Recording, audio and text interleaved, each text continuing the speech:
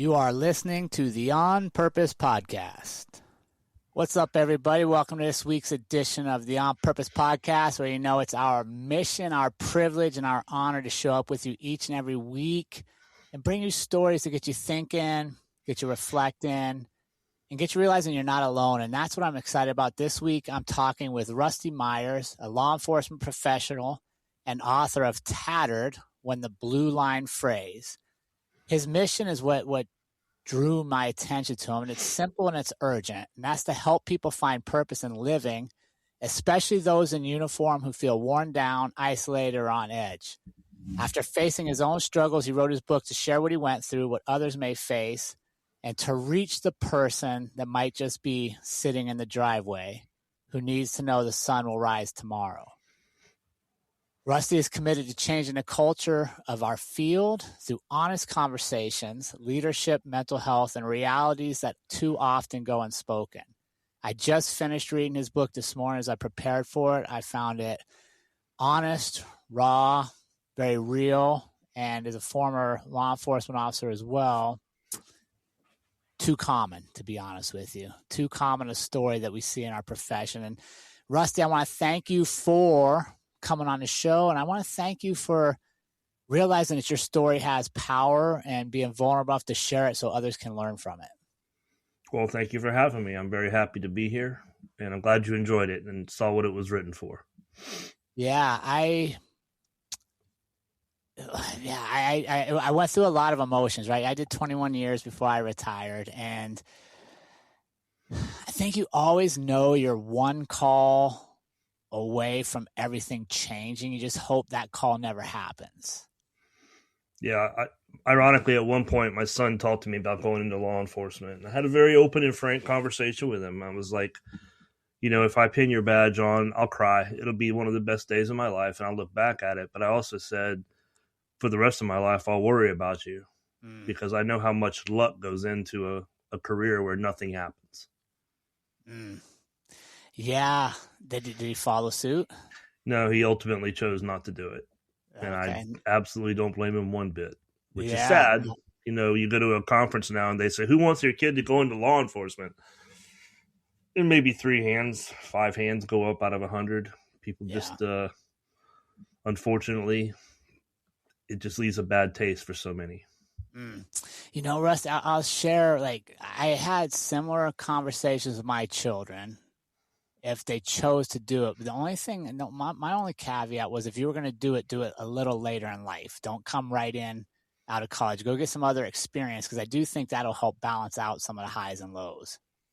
Definitely give them some life experience to look back on and something to equate it to, Yeah. Bad day in law enforcement. A bad day at the office is a lot different than a bad day in law enforcement. Amen. Most of the time. Yeah. All right, Rusty. So now I know you're into scuba diving, and I can't just throw you into deep water right away without warming you up and stuff. Make sure all our gear is ready. So are you ready for your warm-up questions to get things started? I'm ready, sir. Shoot. All right, Rusty, here we go. If your life had a theme song, what would it be? Theme song. Wow, that's a good one. If my life had a theme song, I think that it would be How Great Thou Art. I love that song. Every time I hear it, it just, in my spirit, everything in me, it's just that, to me, that song has always been like the song. And my church, every couple of weeks, does just a grand piano with just the music director playing. And he's done that song a couple of times, and every time he does, I'm so happy I'm there to hear it. So that's probably one of my favorite songs in the world. That's a good one. All right, what's a favorite quote or a quote you go back to? One of the quotes that I would go back to is something that my father has said many, many times. If you're right, you fight. If you're right, you fight. And a lot of what I went through, I credit my parents with how I survived. And the only time I ever really went away from that was when I got to the end of my story and kind of, could have sued civilly and done something civilly. And it just wasn't worth it at that point. I wanted it out of my life. I'd been exonerated, not to give too much away, but Right. I was through it, and to sue civilly would have been probably a 6-year process. I would just now be getting done. Yeah. And just to relive it that many times for the limited amount of money I would have got from the state was just not worth my time, not worth my mental, not worth moving on. Yeah. How did your dad take that when you told him you were going to just, because he kind of disagreed a little bit, but he also said, but I completely understand why you wouldn't want to live through this again. Yeah. So That's he good. understood. Rusty, what's something you've learned about yourself lately? Well, I wrote this book, and it talks about all these great things we need to be doing in law enforcement, and it's made me take a hard look at me, not just as a leader, but also, as a police officer who's concerned about this stuff, and kind of made me realize that I need to be doing more. And I've spent my career doing law enforcement, but now I want to change the culture, like you talked about earlier. I want us to get a hold of this problem of suicide in law enforcement. We can't keep killing ourselves 5 times as much as the bad guys. That's another one of my dad's phrases, totally unacceptable. Yeah. And we have to acknowledge why, and part of the reason is the way we've been led. Or how we haven't been led. Right. The inverse. Yeah. Yeah, that's true. I'm part of that leadership, so yeah, I'm kind of spitting in my own face on that one.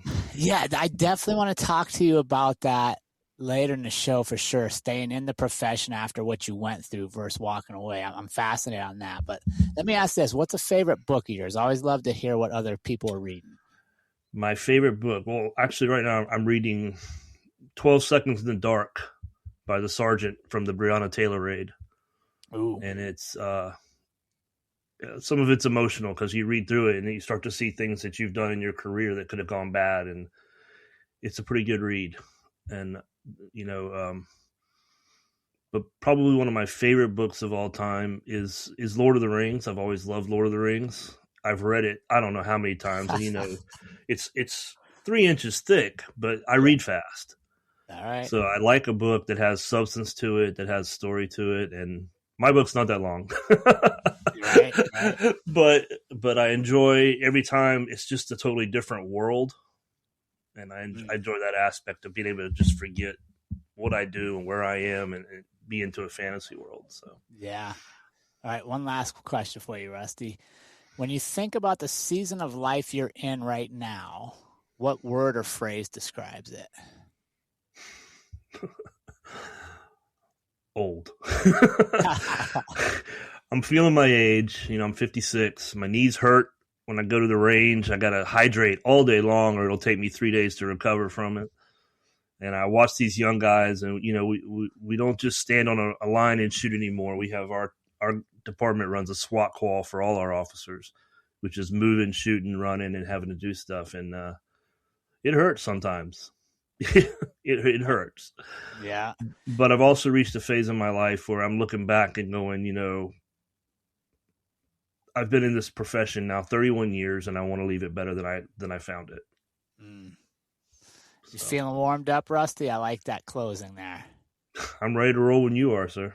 All right. I want to start with this. Obviously, the book and the story you went through was what drew my attention to you. And without going through the whole story of the book, I want to know more about what led you to realizing that story needed to be told.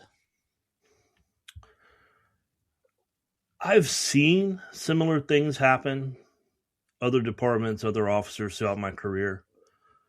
But I was am in a unique position, having been a training commander for 5 years. I spent 5 years looking for new training. And as a police officer, the toughest calls were the ones where you just walked into it.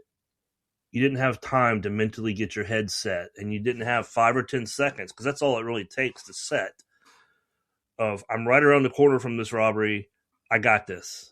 Versus I'm going in to buy a drink and there's a robbery in progress. And that little bit of seconds, that reset is why I wrote the book, because I've never read a story like that before and I wasn't prepared for it. The whole thing hit me like a ton of bricks. I didn't know what to do. I didn't know who to think about or what to think about. It was a whirlwind. And the whirlwind was because I walked into it. I had no idea what I was going to go through. You know, I had no idea the downward spiral that I was going to be a part of. And as I look back on it, if cops can read this book and understand, hey, this is what happened to me. If you walk into this, maybe you'll be a little bit prepared for the silence, for that downward spiral, for the rumors to start to fly. You'll be ready for that because you have seen it at least in a book, and it'll give you a chance to respond better than I did.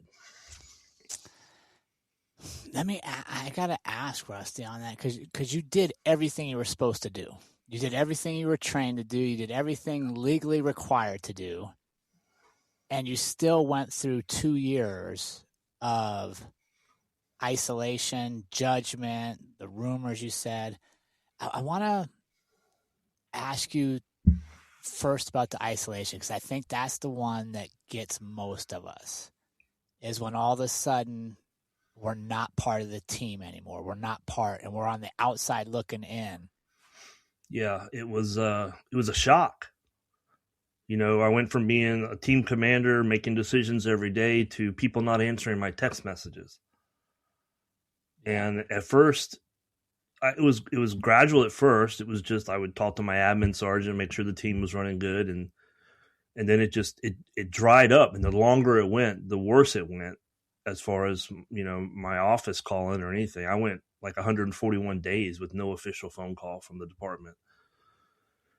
And that was absolutely nothing I'd ever planned for. You know, right. What do you do when you text somebody about a dive mission and you don't get a response, and it's somebody you trusted with your life? And I kind of understand now. You know, I had one of the officers come by my office to get his book signed, and he sat there and I said, "So what'd you think?" And he told me, he said, "I haven't got past page 24 yet."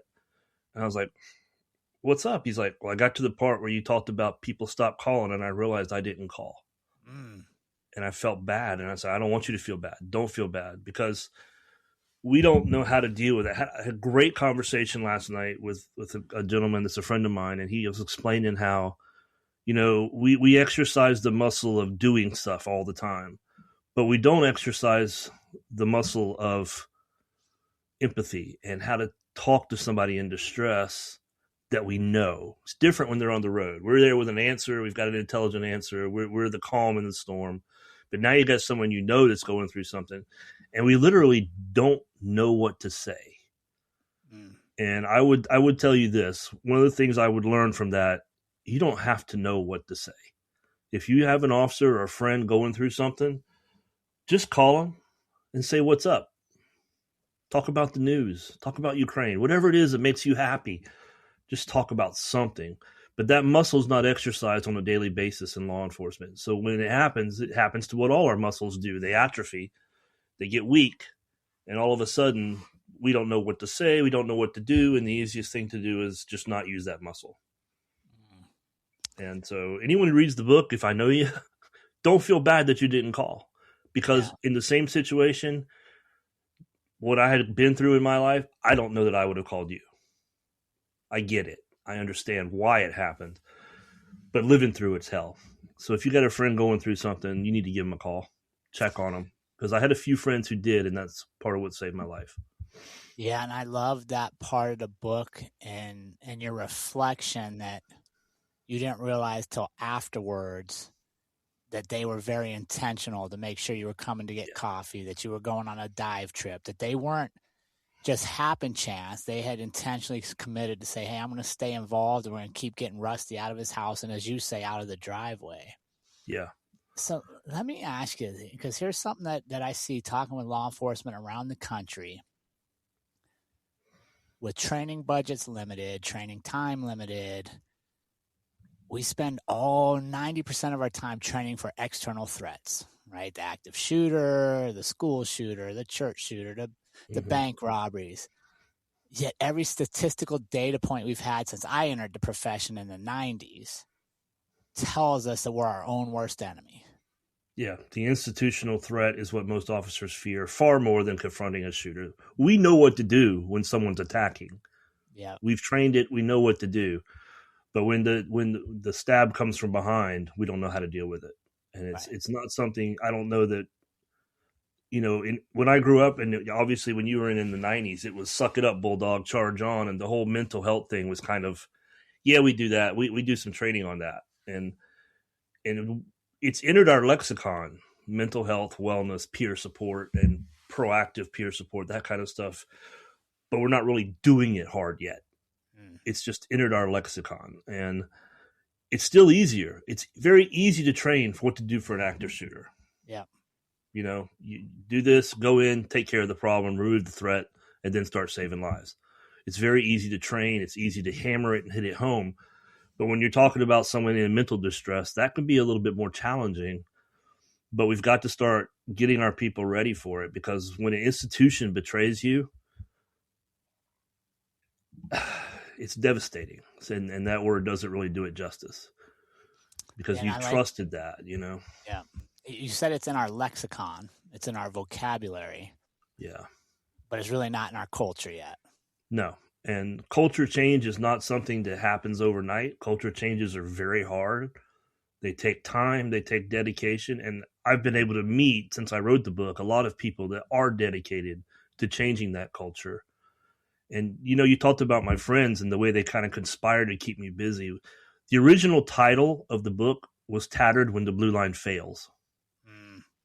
And as I wrote the book, and I realized how many of those friends that I named them in the book, that's the only names I use are the ones that were there for me. I realized I had a retired cop. I had a former cop. I had a couple of current cops. I had a retired military man who beat cancer. And when I started looking at how many of the people that helped me survive were part of the Blue Line, I couldn't say it failed. Definitely frayed, because it got thin down to a few strings there at the end. But I changed the title of the book because I was like, it never really failed. It just really frayed. So that's where the title Frays came from. Yeah. No, I think that's a great title. I think that's a great symbolism for what you went through. So what do you think, Rusty, is part of our culture that's contributing to the mental health crisis that our officers are facing? Well, we're in the midst of yet another generational change right now. And I think long-term that's good for us, because younger officers are much more willing to talk about mental health. And they've been brought up understanding that there's problems there. Why is it not part of our culture? I think because for years we just pushed it underside. That's just part of the job. It's just part of the job, Shed a tear on the way home. Don't tell anybody about it. You shoved it in. I call it your backpack. Yeah. Everybody wears a PTS backpack. There's stress going in there. And every call you go on, put something in the backpack. And that something might not be anything but a grain of sand. But you get enough grains of sand, guess what? It gets heavy. And one of the things I think the whole mental wellness stuff has really, in the last 30 years, is when it's really started to grow. And, cops don't change easy.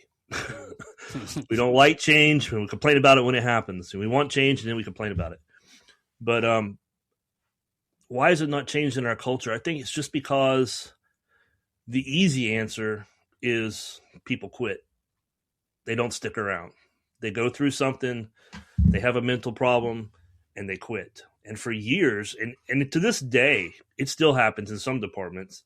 You go to someone and say, hey, I need some help. I'm going through some stuff. Oh, well, that guy's a problem. Yeah. Yep. Promotion process coming up. Oh, nope. That guy, something's not right with him. Yeah. And we've penalized it for many years. And I think we're getting better at that, but we're still in many ways doing that. We still are penalizing people when they do admit they have trouble and they have a problem and they need help. Yeah. No, there's still a stigma to it for sure. Yeah. Let me ask you this, Rusty. What would you do, or what can we say to young people coming into the profession that would change that kind of an outcome? Well, now I'm part of leadership, and I make it very open. Obviously, I wrote a book, but before the book, my officers knew what I had been through, knew I had been suicidal, knew that they could come talk to me about anything. Now, you're still a deputy chief, but I've had some come to me. And one of the things I told them is, I'm very proud of you for coming to me and trusting me with your problem. And they stay in my office. Those don't leave. I've ripped off my name tag before and said, Rusty's here. What do you need? And we have to get over ourselves, and we tend to worry about everything, And I've more than once, if I looked at my chief and I said, well, we could also have a meteor strike that car, and anything could happen. Yeah. Sometimes you have to trust people, and if they're coming to you for help, then that's a good sign that they're coming to you for help. It's not a bad sign. It's not a problem. It's a potential solution to keeping a good officer. And when you look at the cost of what it is to hire an officer, why aren't we spending more on some type of mental health? Peer support doesn't have to cost a lot, but I'm of the mind that peer support has almost gotten its own cult following. Peer support is for after the event. We have a critical incident. We're going to do our debrief. We'll have peer support come in and do that. And it kind of got stuck there. And it's a great start. And if you have a critical incident, it's a great way to kind of work through the incident. But there's more to it than that. And a lot of critical incidents don't happen at work. Divorce is a critical incident. Having an autistic child is a critical incident. Being late on your mortgage payment could be a critical incident. And it's all those things are putting more grains of sand in that backpack. And some of those are rocks. Some of them aren't grains. Sometimes you throw rocks in your backpack. And one day, if you keep throwing rocks in your backpack, it's either going to leak out or blow out. In my case, it blew out. But it could also be a slow leak where somebody just deteriorates. I hate my job. You were a cop. How many times have you heard people say, man, I hate people? God, I hate people. Yeah. And that's absolutely a lie. People are police officers not because they hate people. They're police officers because they love people. Right. And they want people to do what's right and to follow the rules and make the society better. But we've all said it at some point in our career. God, these people, I'm so fed up dealing with people. But that's our job. And that's why we got into it. To help, right? Everybody says, I want to help. Right. Well, I love that you're having conversations because I think that's a great starting point. And what if these conversations were actually part of the culture of hiring, part of the culture of onboarding, part of the culture of the academy training, to where we get away from it being something that, like you said, it happens after the fact once you're in your career, but we actually give you the tools up front to say, hey, we don't have to end up like this. Yeah, I think that's where we need to be headed. There's a study going on right now in South Carolina. They're interviewing every new academy recruit. It's a 5-year study. It's going to take a minimum of 5 years to get the answers. Because here's the problem, too. When we hire somebody, we have records. We know that people that were traumatized in early life tend to become police officers. So we may be hiring somebody whose backpack is already half full. So that's the study they're looking at, is how does early childhood trauma and the people we hire affect PTSD later in life? How is it contributing to it? And it's not to prevent hiring people. It's just to say, what are we actually doing and what are we getting into? And it's the beginning of understanding is to kind of find a baseline, and that's what they're looking for. Yeah, you'd almost maybe even get a capacity measurement out of it, right? To say, right. Okay, if you come in with so much trauma, yeah, this study's showing you only have so many years of additional before your backpack's full, to use your analogy. Yeah, so we need to be doing something, right? And like you said, proactive. And I don't think it's a PowerPoint. I don't think you can put mental wellness into a PowerPoint. And I've done a lot of training. I've used a lot of PowerPoint, but I find that I don't read slides. That drives me bonkers when somebody just reads a slide. I'm perfectly capable of reading. I throw my PowerPoints up, and they're cues for me of what to talk about. So then I can go into the story while they read the slide. I can talk about, the background of it. And that's a better way to use it. If you're just reading the slide, then the people we train can read, and it's insulting almost. Well, but I also think sometimes just sitting on a desk looking at a crowd and saying, "How you guys doing? My name's Rusty, and I spent 23 years as a stable police officer. I went through mind armor, mental resiliency, NAMI courses. I don't know how many mental health courses I went through. You know what I did through most of them? I did what some of y'all are doing right now. I played on the phone." Yeah. And then one day I remembered the one slide. They all end with a slide with a checklist. And I realized I checked almost every single box. The only one I didn't check was illegal drug use. I checked every other box, including the plan. Yeah. And I realized that I not only had a plan, I had an extensive plan. And the only thing I needed to do was fill in a date and time. Yeah. So and that's a moment. And then just kind of sit there and let them think about that for a minute and say, this guy up here was there and was ready to hurt himself. And then let him ask questions. Yeah. Let him start digging into it. And what you might find is there might be somebody in that class that is already close to that point, or they've considered it too. But we've got to start the discussion. And that's the reason I'm so open about what I went through. Because if I can still survive and still be a police officer and still be in leadership after what I went through, you can too. Yeah. Right? The sun will rise. That's a promise. And you need to be there to see it, because God knows the thin line is thin enough. We need our officers. We need good officers. We need them to be mentally stable and to understand when they're starting to slide, and to hopefully get help before it becomes a landslide.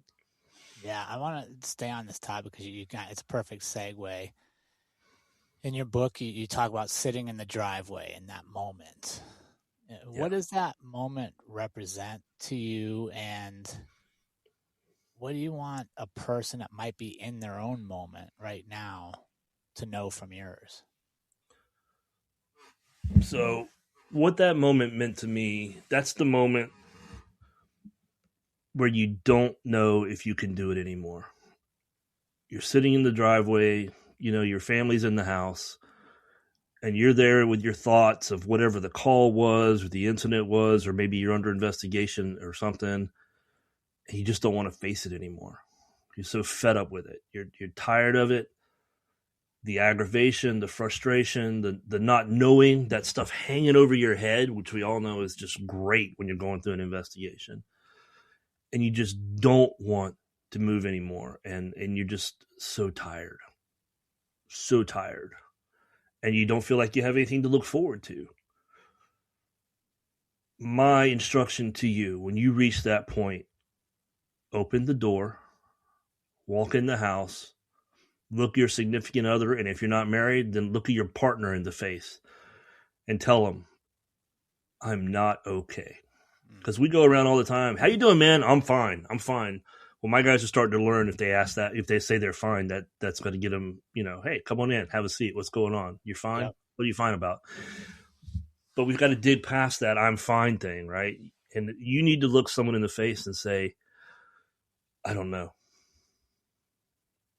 I don't know. And then what I found out when I got into therapy was how much I had suppressed over the years that came out. I didn't know I had PTSD.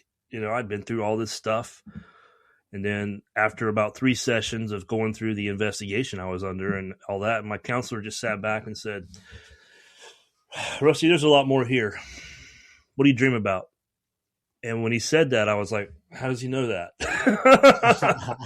Because every cop has the gun dream where it doesn't want to come out of the holster or the trigger's too heavy to pull. That's normal. That's just part of the training and all that we do, and that constant vigilance that we're under. But what I had to do was say, well, I dream about this. And occasionally I dream about this, and then we start digging into all these incidents that had gone on throughout my career that I had basically just shut down because, that's the only training I had was ignore it, move on, go to the next call. And some of those were big rocks in my backpack that I didn't even know I'd picked up. They weren't grains of sand. They were rocks. And then when I threw the boulder on of the investigation, that just blew everything out. And that's when we started working on the fact that I had PTSD, and we did some EMDR, and then journaling is what really helped for me. Yeah. You know, obviously I write now, but I've read my whole life. I've always been an avid reader. And when I started journaling, the first thing I journaled about, one of the officers I trained, 14 years on the job, was killed in the line of duty in an ambush, basically at an apartment complex that I responded to. And my whole family knew this officer. You know, my wife went with me to the viewing. My son went with me to the funeral. And it hit me really hard. And that was the biggest dream I would have. And back then I was probably having that dream once a week or so, that night we responded to him being murdered. And now I can honestly tell you, I don't remember the last time I've had that dream. We have ways to deal with this stuff. Yeah. But you have to say, I need help. That's the key right there. If you just look at somebody and say, I need help, help will come, because we have ways to deal with it. I journaled 17 pages freehand on the night I responded to that scene. My hand hurt. I haven't written that much since, college. Right.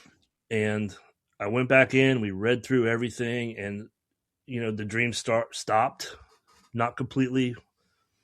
Once a month now instead of once a week. And then it became once every 6 months. And now I don't remember the last time. It's been a couple of years since I dreamed about it. And, I drive past the graveyard going to work. And I always say hi. I always throw up a salute, remember him. And he'd love the book. He was a truth to power guy. Yeah. He'd be proud of it. But there are ways to deal with PTSI is what I call it, because it's an injury. It's not a disorder. Right. It's an injury. Disorder seems to think something's wrong.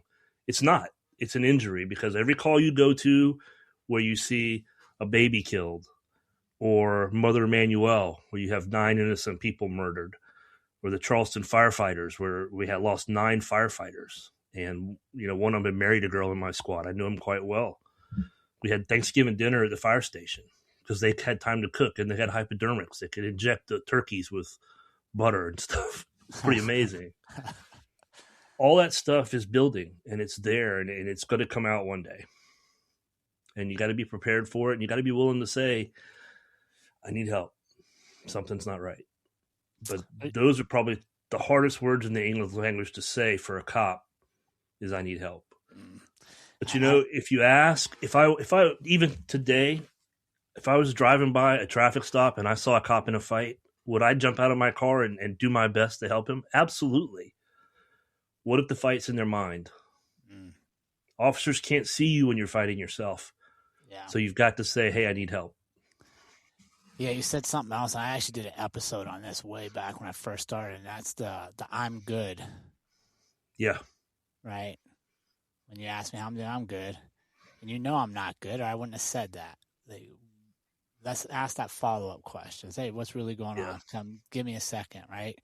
Because as good as we are as taking care of the public and listening and come up with problems, we're awful at applying those same skills to each other. Yep, absolutely. I'm good. I'm fine. Those are not answers to a question. Those are invitations to a conversation. And that's what I've been preaching through. I talk to people. It's like, look, if someone tells you they're fine, I'm good. Good about what? Yeah. Living the dream. That should never be the end of the conversation. That's the beginning of the conversation. Yeah. I've never come across anybody that tells me they're living the dream that's actually living their dream. That's another one. Right? Oh, I'm living the dream, baby. What does that mean exactly? What do you dream about? Because I know some of the stuff I dreamed about. So that living the dream might not be a good thing, okay? Yeah.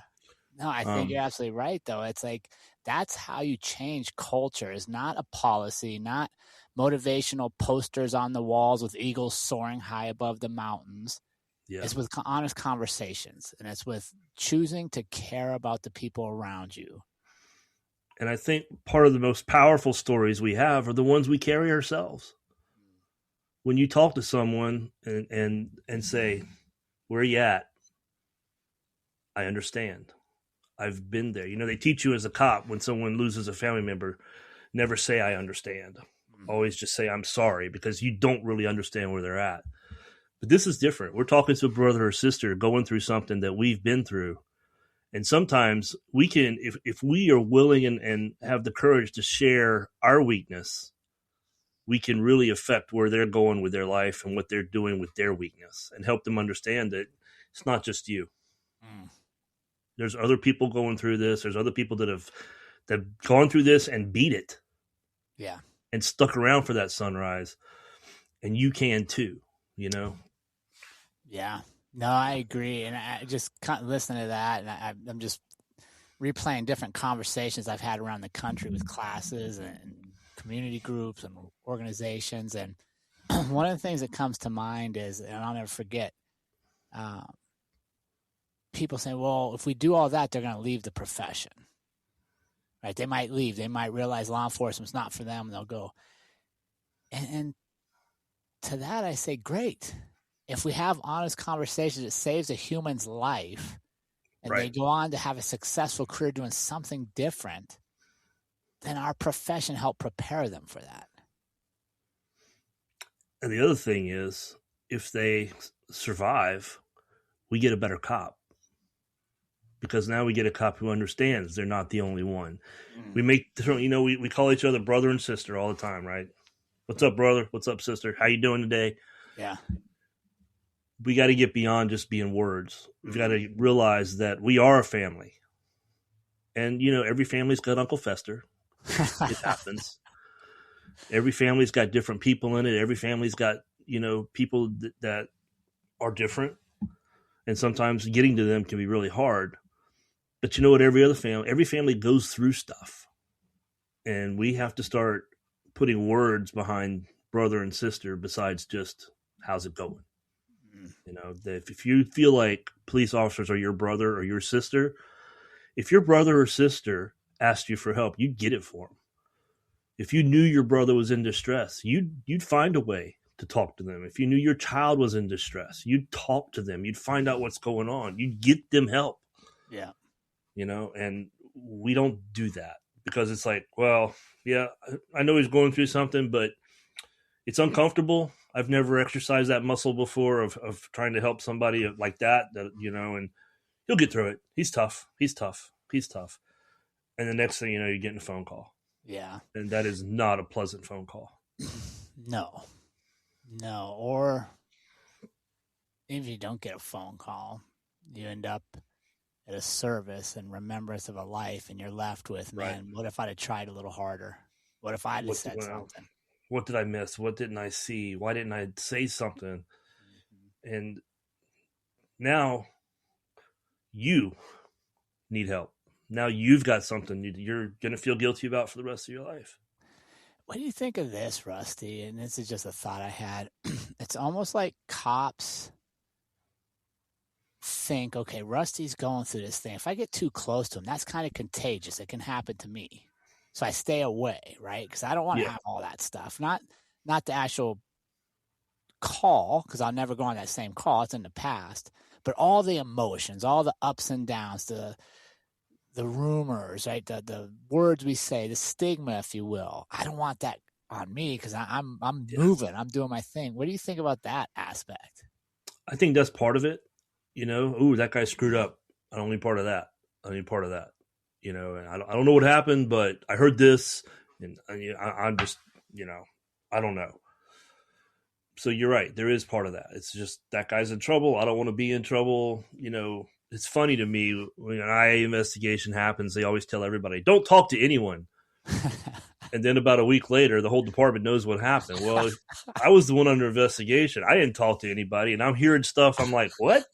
When I did my interview, I had to preface stuff like, well, Monday I heard this, but I never saw that. But and it puts you in a really weird position of like, well, who's talking? Yeah. Who's the one going out here telling everybody what happened? If everybody's been told, don't say a word, it's all under investigation, then why is it never always under investigation? And every department, it gets out like that. Yeah. And I mean, part of it is the culture, right? Because we're we get paid to look for all the wrong in the world. We go to an intersection, there's 100 people at a parade. 99 are doing exactly what they're supposed to be doing, enjoying the 4th of July. We're looking for the one that's not doing the right thing. Like, we're missing the actual happiness. And and sadly, because we don't, like you said, exercise that muscle to separate ourselves from it, to decompress, to remind ourselves of the good in the world, it's easy to apply that same lens to our internal coworkers. And then we start looking for all the things you're doing wrong instead of recognizing all the good you do as well. Right. And it's tough. When everybody disappears, it's tough. Well, I want to thank you for your sense of humor. And I want to thank you for the energy you bring bouncing back from it. And that's my next question for you is, how did you rebuild your sense of purpose after going through all this to still want to give back?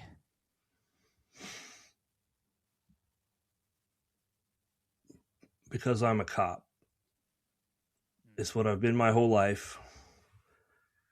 And I was at a conference once, and they were asking a question. They asked, when you put your uniform on, who do you put it on for? And I kind of mic dropped it because I was like, I'll tell you this story. And I told him the story. And I said, and the day I went back to work, when I walked in the office and Doug Wright hired me on the spot, said, I don't need to hear anything. I've read the file. You're hired. I did not put my uniform back on for Doug. I did not put my uniform back on for my wife and kids, although they, needed the money at that point. I put that uniform back on because I'm a cop and I wanted to be a police officer. I wanted to come back and show the world that, hey, the person I was before the incident is the same person I am now. I'm just a lot smarter. And I'm a lot more wary of what I do and how I do it, because I don't want someone else to go through what I went through. And I don't want a brother or sister, and I mean those words, to go through it. And if they do go through it, I hope they call me. Come over to the house. We had... I still stay in very close contact. Somerville PD is actually my department's peer support team right now, because we're so small we don't really have anybody but me as peer support. And it's kind of hard to go to the deputy chief sometimes. So we maintain a relationship with them. And they had... It was either 3 or 4 child drownings back to back to back over the course of about 3 weeks. And one of their officers came by my house one day after one of them, and I opened the door and he's like, "Can I come in?" And I was like, "Yeah, absolutely." We sat at the kitchen table, we ate some stale pretzels, we drank water, and he decompressed. He'd had an incident early in his career where he had pulled a child out of water, and now he's just the same squad worked all 3 of them. I think it was 3 total. The same squad, same thing. Over 2 or 3 weeks, pulled 3 children out of water. And it just got to him. And he came over, we sat back there and just laughed a little bit. And sometimes just sat in silence. And I think that's something people need to realize is it's presence. Yeah. You don't have to have magic words. You don't have to have the training to say the absolute right thing every time. Sometimes all an officer needs is someone to sit with them who understands, who gets it, who doesn't mind sharing stale pretzels. And just lets them sit. And I don't know how long we sat. Probably 1.5 hours, maybe 2 hours. I don't know. We just sat, talked a little bit, sat in silence a little bit. But by the time he left, we were laughing. Yeah. And he just needed a decompression time. Rusty, you said something earlier that stuck with me too. And I was like, people don't call because they don't know what to say. They don't check in because they don't want to say the wrong thing. And to your point, a lot of times you don't need to say anything. You just need to listen. Yeah, it's presence. And I talk about in the book the day when one of my really good friends just showed up out of the blue. And I answered the door and I'm like, oh, I thought it was a UPS guy. Yeah. And he's like, you sounded down on the phone. He called me that morning. You sounded down. So here I am. And we hung out a little bit, messed around in the garage, played just, but it was, one of the guys that supported me that distracted. He was just there because I didn't sound right on the phone. And that was all it took. And I couldn't tell you what we talked about. I don't remember. But you remember he was there. But I remember he was there. Mm-hmm. So you don't always have to have the right word. Sometimes it's just the fact that you're a human being and you're there. So presence can be a powerful survival tool. So if you don't know what to say, knock on the door. They had you on my mind. Just thought I'd stop by. Yeah. So what would you say, Rusty, if I ask you, as leaders, what are some relatively quick or simple things that we could do to start shifting the culture for the people around us? One of the things I'm really big on now is how important internal affairs is. I'm not about saying bad behavior is good. I believe in accountability. We're in a nation that values freedom, and we are authorized to take freedom away, even a life if we have to. So we should be held accountable, and we should be held to a higher standard. But police agencies have kind of misused internal affairs for many years. I joked when I was internal affairs at Somerville, and I said, the toughest job for an internal affairs investigator is when their good friend screwed up and they have to hold them to account, or the guy they can't stand did it right. And too often, NYPD is a great example of this. Sorry, New York guys, but you'll all agree with me when I say NYPD had internal affairs that just went out to hem people up. That was their sole job. When you're a chief, the person who's running your internal affairs is the most important. That's the soul of your department, because they have to maintain that 51-49 stance. 51% protect the profession, protect the department. 49% protect your officer. Most of the time, they align. So 100% of your job is just protecting everyone. Mm-hmm. But if it's somebody you don't like, you can't just let the narrative drift, to borrow a phrase from my book, because I don't like that guy. And I think he did this. You've got to keep your internal affairs has to be willing to tell the chief, no.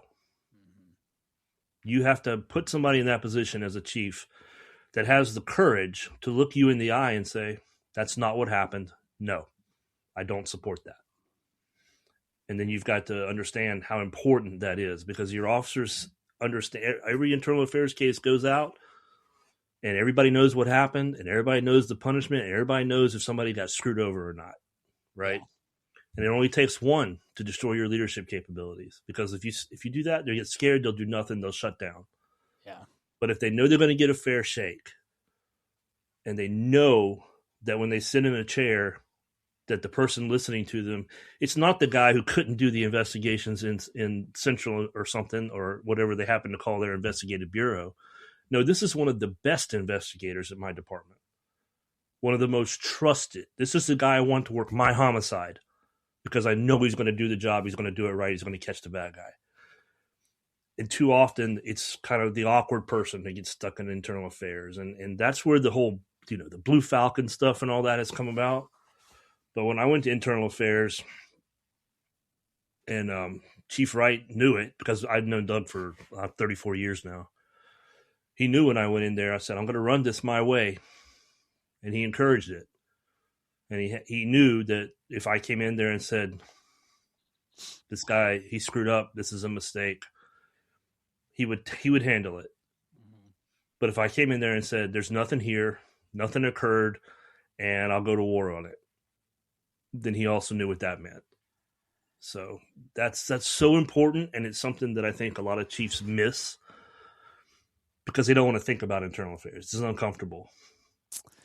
Why do we discipline? Why do you discipline your children? I don't know if you have kids, but if you do, why do you discipline your children? Do you discipline them because you don't like them? No, they gotta understand there's consequences for behavior, right? And you reward but in the core behavior and change. You're trying to make them better. Why do you make them better? Because you love your children. Yeah. And I'm not calling our cops children, although sometimes internal affairs you start to wonder. We discipline out of love.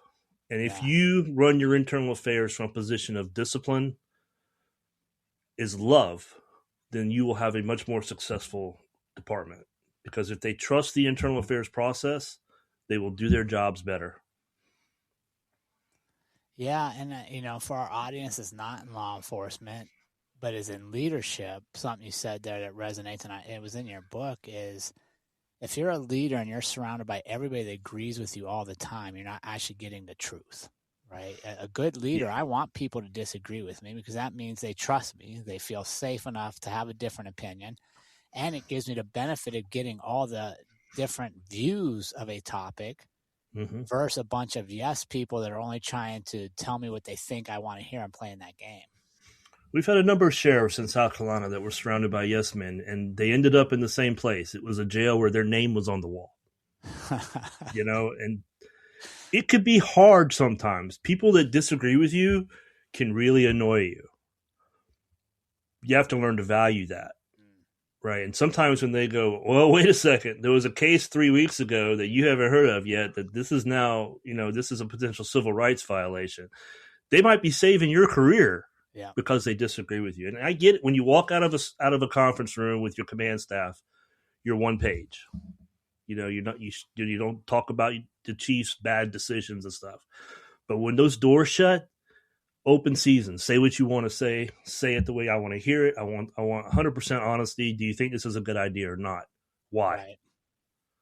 Right. And if you don't surround yourself with people that'll challenge you as a leader, then you're making a very foolish mistake. Rusty, what do you hope or want our listeners to take away from our conversation today?